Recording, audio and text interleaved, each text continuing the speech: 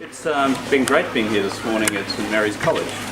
It's been great to see the good things done with the kids here in this great Catholic educational establishment. It's also been inspiring to be with the young lads here in this Trades Training Centre, doing things with their hands. One of them said to me before, it's certainly better than all that schoolwork.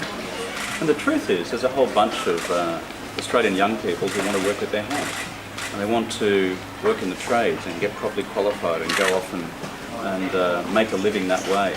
As I said to one of them, if they're good at it, they'll make a mockery on the way through.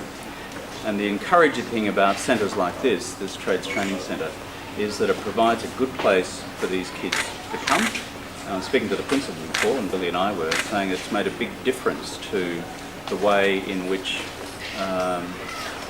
kids feel about their choices. That is, when you're in a college like this and you've got a terrific centre like this, and Therese went off and visited the one which deals with hospitality, and the kids feel as if this is important, that this is really important and recognised as such within schools. One of the first undertakings I gave as way back then as leader of the opposition was to build trades training centres across Australia.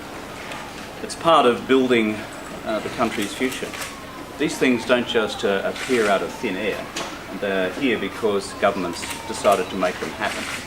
And I'm proud of each and every one of these I've seen around the country. And I'm doubly proud when I look in the eyes of the young people who are uplifted by places like this, the state-of-the-art equipment they have, and their opportunity to carve out their own futures. And that's why across the nation today we are announcing that the total number of trades training centres that we are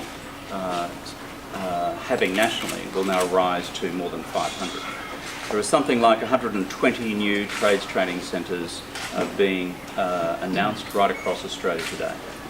And this has all been part of our planning over the years, bringing the total number to more than 500. And so it's all about making sure that when we are building for the future, planning for the future, thinking about the future, we're making it possible for our kids to have the skills of the future.